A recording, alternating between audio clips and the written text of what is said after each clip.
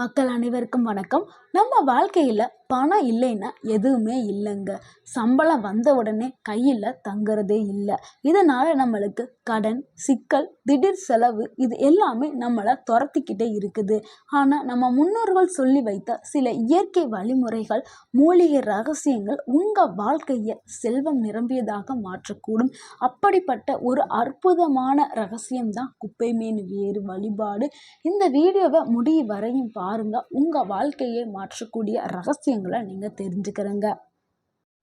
குப்பைமேனி செடியோட தமிழ் பேர் குப்பைமேனி. இதை இங்கிலீஷில் அகாலிஃபா இண்டிகா அப்படின்னு சொல்லுவோம்.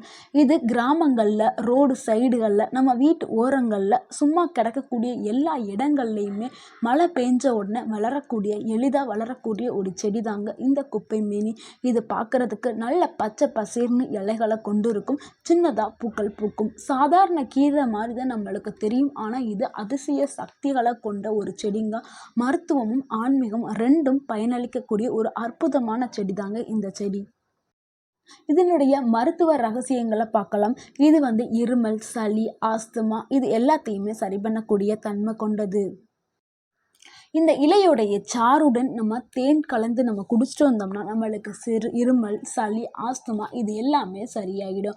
அடுத்து கண் சிகப்பாக இருக்கும். சில பேருக்குலாம் கண் எப்பவுமே செவந்து போய் இருக்கும். அது ஏதாவது ஒரு வைரஸோ பாக்டீரியாவோ தொற்றுனால அது ஏற்படும்.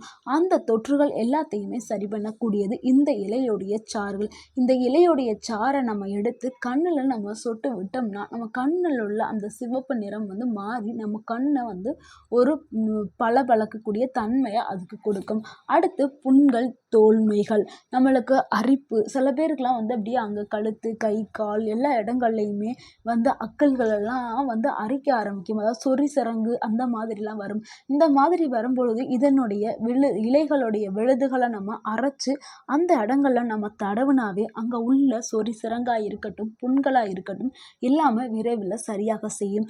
அதுக்கப்புறம் முக்கியமான ஒரு விஷயம் என்னன்னா, சிறுநீரக பிரச்சனை இருக்கிறவங்க இந்த கீரையை சாப்பிட்டுட்டு வந்தால் அவங்களுக்கு சிறுநீர் கழிக்கும் போது ஏற்படக்கூடிய அந்த சிரமம் குறைய ஆரம்பிக்கும். அதாவது சிறுநீர் கற்களையும் கரைக்கும் தன்மை கொண்டது இந்த இலைகள். அடுத்து நாய்க்கடிங்க. அதாவது நம்மளாம் கிராமங்களில் இருக்கும் பொழுது திடீர்னு நாய்க்கடிகள் ஏற்படும். உடனே நம்ம ஹாஸ்பிட்டலுக்கு போகிறதுக்கு முன்னாடி அந்த நாய் கடித்த இடத்துல இருந்து விஷம் மற்ற இடங்களுக்கு பரவாமல் இருக்கிறதுக்கு இதனுடைய இலைகளை எடுத்து அதனுடைய சாறுகள் சேர்த்து கொஞ்சம் பூண்டும் மிளகாயும் சேர்த்து அதை அரைச்சி அந்த நாய் கடிச்ச இடத்துல பற்று போடுவாங்களாம். அப்போ பண்ணும் பொழுது இதனுடைய விஷம் மற்ற இடத்துல பரவாமல் இருக்குமாம். இது ஒரு பாரம்பரிய வைத்தியமாக பண்ணிக்கிட்டு வர்றாங்க.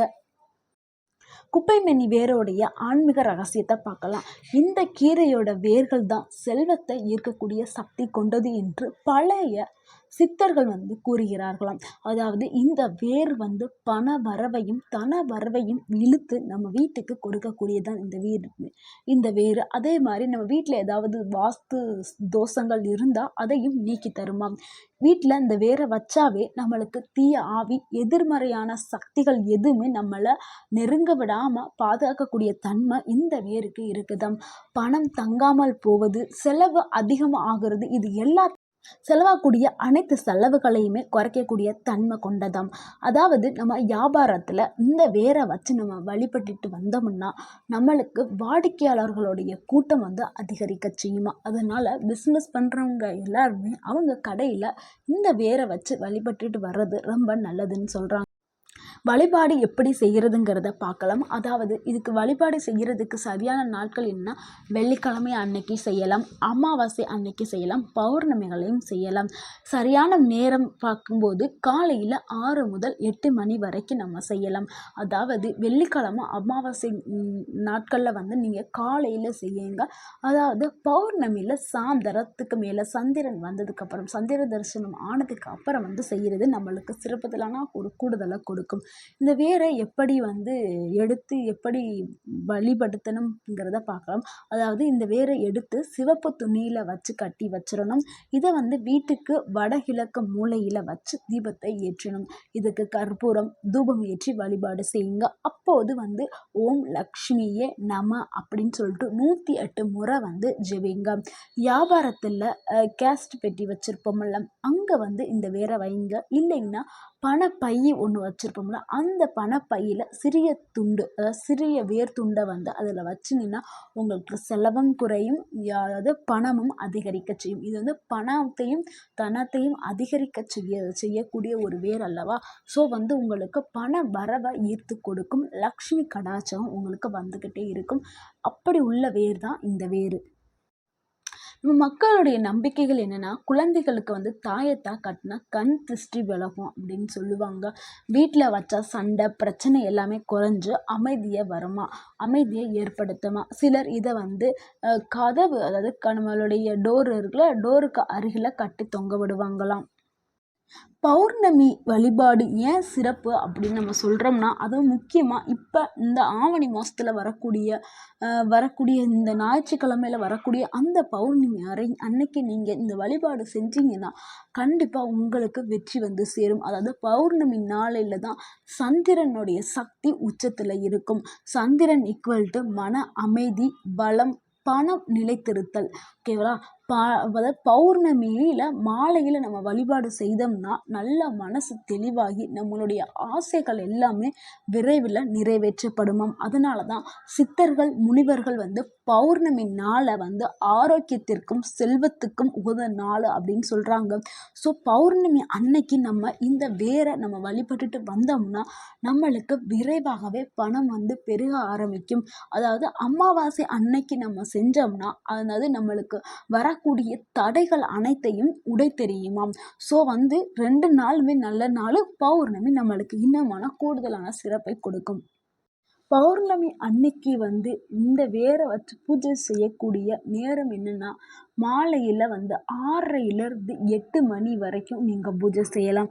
ஏன்னா சந்திரன் வந்து தெளிவாக தெரிகிற நேரமே 6 தான். ஸோ வந்து 6:30லேருந்து 8 மணிக்குள்ளே நீங்கள் பூஜை செய்கிறது ரொம்ப நல்லது. அப்போ பூஜை செய்யும் பொழுது நீங்கள் ஓம் லக்ஷ்மியே நம அப்படின்னு சொல்லுங்கள். 108 முறை சொல்லுங்கள். அதாவது உங்கள் மனசில் நீங்கள் சொல்லிக்கிட்டே இருக்கும் பொழுது உங்களுடைய ஆசைகளை தெளிவாக சொல்லுங்க. பணம் தொடர்பான விருப்பமான ஆசைகளை வந்து நீங்கள் சொல்லுங்க. கண்டிப்பாக உங்களுக்கு இது நடக்கும். இப்படி செய்கிறனால உங்களுக்கு என்ன பலன் கிடைக்கும்னா, வீட்டில் பணம் தங்கி நிம்மதியை கிடைக்க செய்யும். அதே மாதிரி பல தடைகளை உங்களுக்கு அகற்றும். கடன் பிரச்சனையை வந்து குறைக்கும். வியாபாரத்தில் வந்து லாபத்தை அதிகரிக்க செய்யும். ஒருத்தர் வந்து கடன் பிரச்சனையினால் ரொம்ப சிக்கி தவிச்சிட்டு இருந்தாங்களாம். அப்போ அவரை பார்த்துட்டு அவருக்கு ஒரு சித்தர் சொன்னாங்களாம், நீங்கள் பௌர்ணமி அன்னைக்கு வந்து இந்த குப்பைமேனி வேரை வந்து நீங்கள் வீட்டில் வச்சு வழிபட்டுட்டு வாங்க. உங்களுக்கு அதுக்கப்புறம் உங்களுடைய கடன் பிரச்சனைகள் அனைத்துமே வந்து தீர்ந்துடும் அப்படின்னு சொல்லியிருக்காரு அந்த சித்தர். ஸோ உடனே வந்து அவரும் சில மாதங்களாக வந்து இதை பண்ணிக்கிட்டு அதாவது இந்த வேரை வந்து பௌர்ணமி அன்னைக்கு நீ எடுத்து வச்சு பூஜை பண்ணியிருக்காரு. அடுத்தடுத்து அவர் அந்த வேருக்கு வந்து வழிபாடு செஞ்சுட்டே இருந்திருக்காரு. அதுக்கப்புறம் சில மாதங்களில் அவருடைய வியாபாரம் பல மடங்கு லாபத்தை கொடுத்துருக்குது. அவருடைய கடனை அடைச்சிட்டாங்களாம். ஓகேங்களா. அந்த அளவுக்கு வந்து அவங்களுக்கு வந்து அற்புதத்தை நிகழ்த்தியதான் இந்த வேர். ஓகேங்களா. இந்த குப்பைமேனி செடி வந்து ஒரு சாதாரண கீரைன்னு நம்ம நினைக்கிறோம்.